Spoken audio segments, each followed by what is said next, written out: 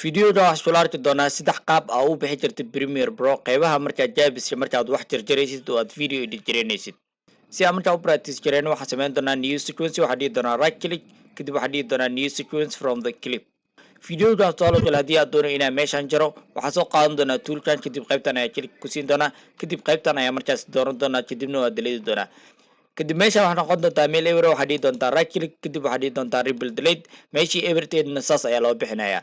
midda labaad haddii aad meeshaan oo kale aad jarto sidaan oo kale aad click ku siiso kadib qaybtan aad bixiso oo aad doonaysid labadan clip inaad markaas soo doorato kadibna qaybtan gadaal aad kusoo jiido si markaad jaabkan u bixiso waxaad isticmaali doontaa toolkan loo yaqaano track selective forward tool. toolkaas markaa qaybtan click ku siiso waxaad samayn kartaa oo dooran kartaa kadibna gadaal ayaa usoo daraajareynaysaa ilaa markaasi jaabka meesha laga bixiyo.